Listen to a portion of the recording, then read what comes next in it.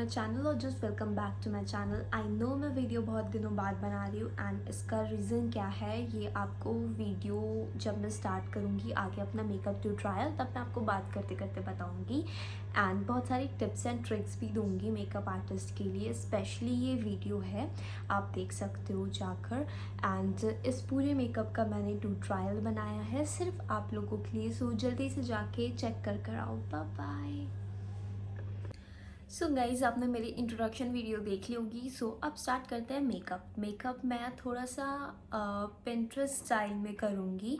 मैंने कुछ पिक्चर्स देखे, अपने मन में सोचा तो उसके अकॉर्डिंग जो कुछ भी मुझे अच्छा लगेगा मैं कर लूँगी आज। एंड सबसे मेन बात है, आज के वीडियो में हम थोड़ी सी बातचीत करेंगे।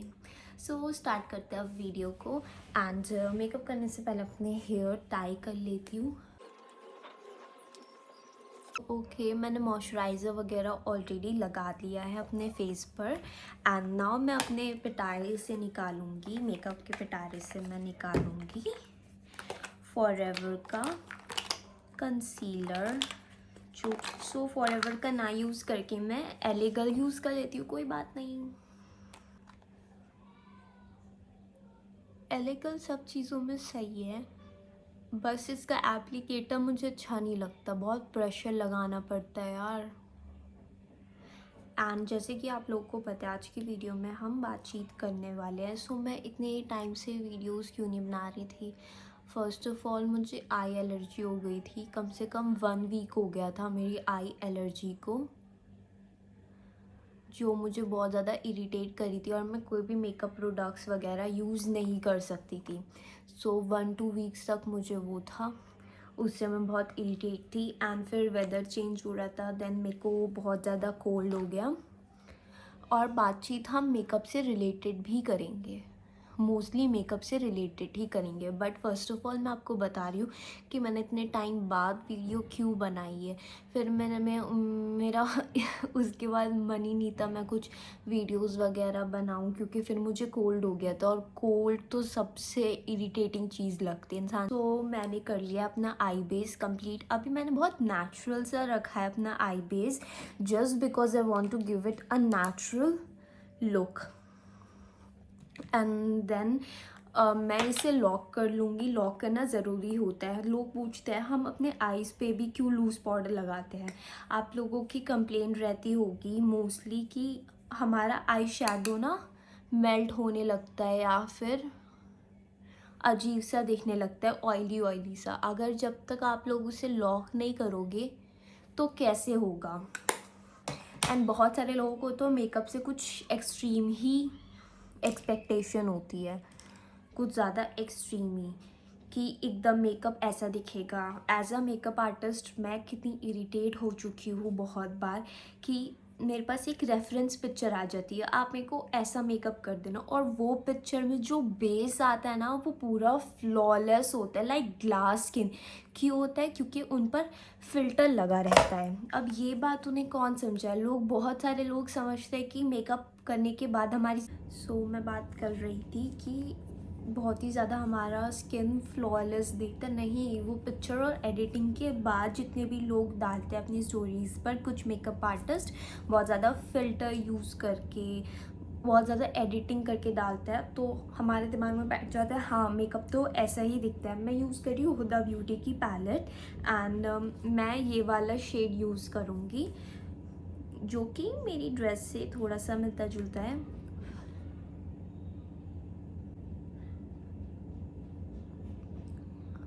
मैं अपनी क्रीज लाइन पर इसे लगा दूँगी। सो लोगों की ना एक्सपेक्टेशंस फिर वहीं पर बढ़ जाती है। लोग सोचते हैं हाँ यार मेकअप तो ऐसा ही दिखता है, हमें ऐसा ही चाहिए। एंड फिर जो दूसरी चीज़ हमें फेस करनी पड़ती है, आज मैं आपको मेकअप के नॉलेज के साथ साथ ना रियलिटी भी बता दूंगी। फिर हमें दूसरी चीज़ ऐसी फेस करनी पड़ती है कि बहुत सारे लोगों को एक्सपेक्टेशन होती है या फिर उनकी खुद की इनसिक्योरिटी होती है। चलो ठीक है, इंसानों में होती है इनसिक्योरिटी अपने आप को लेकर। फिर वो आपसे बोलेंगे आप क्या हमें 1-2 शेड गोरा कर सकते हो, हमारा 1-2 शेड और फेयर बना सकते हो हमें।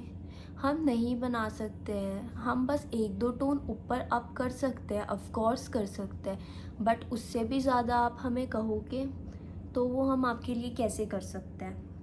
वो तो हमारे खुद के लिए भी पॉसिबल नहीं होगा। हम भी चाहते हैं हमारा मेकअप अच्छा दिखे, हमें करने में कोई बुराई नहीं है। वो मेकअप आप कैरी करोगे हर जगह पर, तो फिर लोग पूछेंगे कि किसने करा है मेकअप। अच्छा करा हो तब भी पूछेंगे, बुरा करा हो तब भी पूछेंगे। तो मैं आपका फेस खुद चाहकर बिगाड़ नहीं सकती हूँ, मैं जानबूझ के 3-4 टोन अप नहीं कर सकती। मुझे पता है मैं आपको और फेयर बना दूँ, बनाने के बाद क्या फ़ायदा जब वो पूरा स्किन ही आपका ग्रे हो जाए।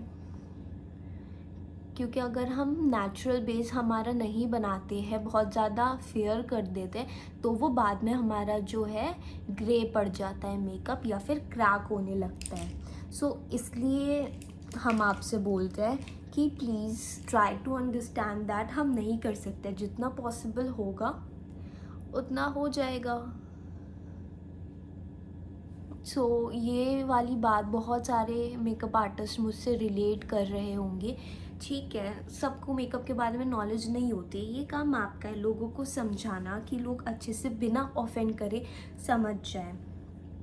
मैंने अपने पूरे क्रीज पर लगा दिया है एक न्यूड सा शेड। नाउ ब्लेंड करने के बाद मैं यूज़ करूँगी ग्लो मिस्ट अपने आईज़ पर, कोई भी प्रेस ऑन ग्लिटर लगाने से पहले। आज मैं अपना सारा मेकअप हुदा ब्यूटी पैलेट से ही करूँगी।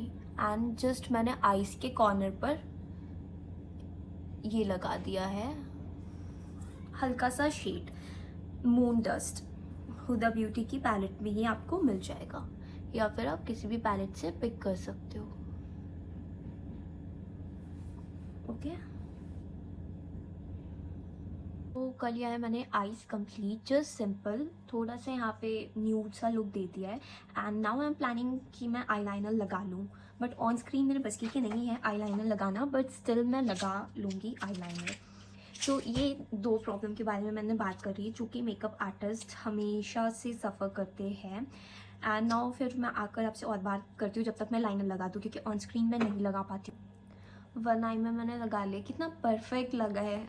अब यहाँ पे मैं लगा पाऊँगी या नहीं लगा पाऊँगी मुझे नहीं पता। ठीक है, ओके ओके है, थोड़ा सा डिफरेंस है बस इतनू सा जो कि पता नहीं चलेगा इतना। आई होप नहीं पता लग रहा हो, बाकी कमेंट करके बताना लग रहा है या नहीं लग रहा। एंड नाउ मैं अपने डार्क सर्कल्स कवर करूँगी यूजिंग LA। पहले मेरे बिल्कुल डार्क सर्कल्स नहीं थे, अब हो गए हैं। पहले मुझे इतना सब स्किन पर मेरी कुछ नहीं होता था, एंड नाउ अब पता नहीं क्या दुश्मनी है। सारी प्रॉब्लम्स है जो मेकअप आर्टिस्ट सफ़र करते हैं, बट आपको आना चाहिए how you tackle with them.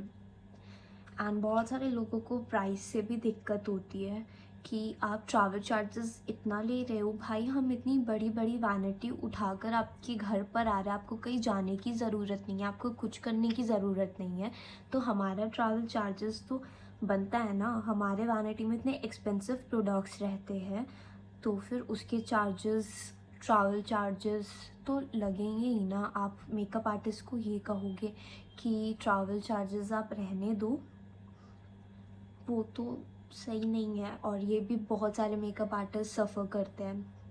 But आप पहले से ही एक मैसेज बना लो अपना कि ट्रैवल चार्जेस इतने लगेंगे और इतने आपको पे करने पड़ेंगे। एंड दूसरी बात है, हमेशा चाहे आपकी बुकिंग कहीं से भी आ रही हो, आपको एडवांस पेमेंट ज़रूर लेना है। बाई चांस अगर आपके साथ ऐसा हुआ, अब मैं यूज़ करी फॉरएवर 52 का कंसीलर। बाई चांस अगर आपके पास साथ ऐसा हो गया कि आपके पास उसी डेट की एक और बुकिंग आई बट आपने नहीं लिया, और आपने दूसरी पार्टी से भी एडवांस नहीं लिया, तो आप लॉस में चले जाओगे। इसलिए हमेशा 50% एडवांस लेकर रखो। जैसे कि सपोज़ एक एग्जांपल ले लेते हैं, आप 20,000 चार्ज कर रहे हो ब्राइडल मेकअप के, ठीक है, तो आप उससे 10,000 पहले ही एडवांस ले लो। बट आप सोचोगे एडवांस लेकर फिर हम पहले ही पैसे खर्च कर देते हैं, कितना अजीब लगता है। और ये तो कोई एक्सक्यूज़ नहीं हुआ ना, ऐसे बहुत सारे लोगों ने कहा है मुझसे। एंड ये एडवांस की बात मैंने आपको बता दी। एंड अगर आप बिगनर हो तो आप एकदम बिगनिंग में आपको एक्सपेंसिव प्रोडक्ट्स नहीं खरीदने। जहाँ से मैंने अपना मेकअप कोर्स करा था, ठीक है, उन्होंने मुझे बहुत अच्छा सिखाया, बट इन स्टार्टिंग ही they are all suggesting me expensive stuff. Okay, मैं अफोर्ड कर सकती थी, मैंने बाय कर लिया। बात अफोर्ड करने की या नहीं करने की नहीं है। इन स्टार्टिंग आपको इतने एक्सपेंसिव प्रोडक्ट्स अपनी वैनिटी में नहीं रखना है, क्योंकि स्टार्टिंग में तो देखो आप प्रैक्टिस ही करते हो इसके ऊपर उसके ऊपर इसके ऊपर, तो आप हुदा, नार्स, शाले वगैरह थोड़ी लगाओगे। ठीक है, अच्छे फाउंडेशंस रखो रीजनेबल प्राइस में। जैसे मेरे पास फॉरएवर 52 की 3 रेंज है फाउंडेशन की। मैं बल्क में फाउंडेशन नहीं खरीदती हूँ, हर स्किन टोन के हिसाब से। इंडियन स्किन टोन बहुत डिफरेंट टाइप्स की होती है, हम नहीं खरीदते हैं हर टाइप की फाउंडेशंस। सो अगर आपको ये सारी बेसिक डिटेल्स जाननी है तो आप इनरोल कर सकते हो मेरे 1 मंथ प्रोफेशनल कोर्स में, जिसमें मैं आपको बेसिक टू एडवांस सारी चीज़ें सिखाऊंगी और कैसे डील करना है, आपका कैरियर कैसे बनेगा, वो सारी बातें मैं उसमें और भी डिटेल में बताऊंगी। बिकॉज मैं यूट्यूब वीडियो में इतना नहीं डाल सकती, आप लोग बोर हो जाओगे और वीडियो काफ़ी लंबी हो जाएगी। सो इन रियल ज़्यादा मज़ा आता है अगर आप दिल्ली से हो एंड अगर आपको मेकअप कोर्स सीखना है बहुत ही ज़्यादा रीज़नेबल प्राइस में एंड जानिए मेकअप की बहुत सारी टिप्स एंड ट्रिक्स, तो आप इनरोल कर सकते हो। मैं नीचे सारी डिटेल्स एंड कॉन्टैक्ट नंबर डाल दूँगी। सो ये तो हो गया मेकअप कोर्स की बात। एंड मैंने अभी बहुत कम फाउंडेशन यूज़ करा है क्योंकि मुझे एक नेचुरल लुक देना था। एंड इवन अगर आपको सेल्फ मेकअप कोर्स भी सीखना है, वो 15 डेज़ का है, आप उसमें भी इनरोल कर सकते हो। देखो, प्रॉब्लम सबके साथ आती है, सबको स्ट्रगल करना पड़ता है, बट आप उनसे डील कैसे करते हो वो टोटली आपके ऊपर डिपेंड है, आप उन्हें किस तरह हैंडल करते हो। एंड अगर आप मेकअप आर्टिस्ट हो, लोग सोचते हैं यार कितना इजी है, जस्ट 1-2 घंटे काम करो and you earn a good amount. नहीं, हमारा बैक पेन हो जाता है खड़े खड़े एंड क्लाइंट से डील करना पड़ता है, सारी चीज़ें देखनी पड़ती है, बड़ी बड़ी वैनिटी उठानी पड़ती है विदाउट एनीवन हेल्प, लोकेशन पर जाना पड़ता है, वहाँ से वापस आना पड़ता है। उसमें आपको लग रहा होगा आना जाना ही तो एक, तो क्या हुआ, आपको रिंग लाइट कैरी करनी पड़ती है, वैनिटी कैरी करनी पड़ती है, इतने सारे इक्विपमेंट्स कैरी करने पड़ते हैं।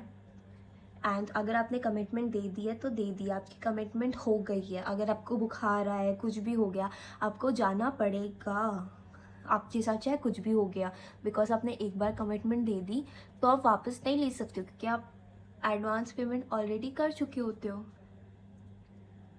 सो लग रहा होगा देखने में ईजी है, कितनी फैशनेबल थिंग है, बट एक्चुअली उतनी ही हार्ड है। मैंने लगा लिया अपना बहुत लाइट सा फाउंडेशन, अब मैं लगाऊंगी टेंट। लिक्विड ब्लशर भी यूज़ कर सकते हैं, कुछ भी यूज़ कर सकते हैं।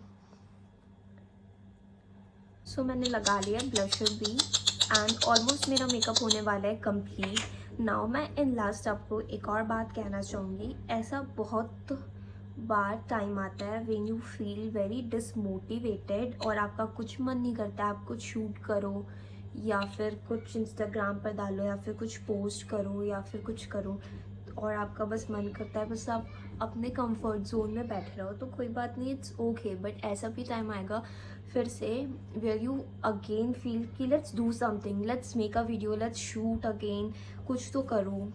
सो कोई बात नहीं, उस चीज़ से आपको बहुत ज़्यादा डिप्रेस्ड नहीं होना है, सबके साथ होता है।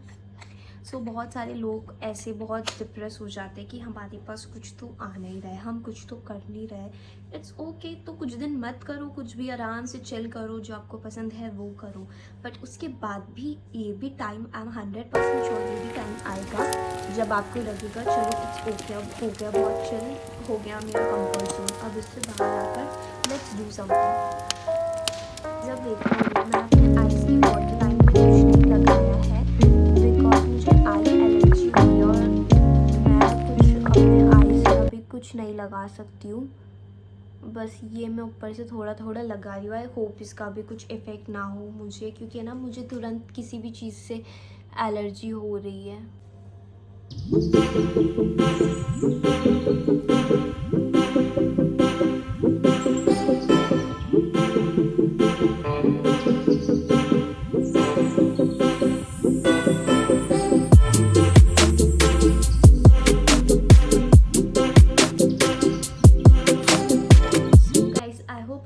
वीडियो अच्छी लगी और आपके लिए वीडियो यूज़फुल हो, एंड अगर आपके लिए वीडियो यूज़फुल थी, आपको अच्छी लगी है, तो do subscribe to my channel and like share comment करना मत भूलना। Bye bye guys, see you in my next video.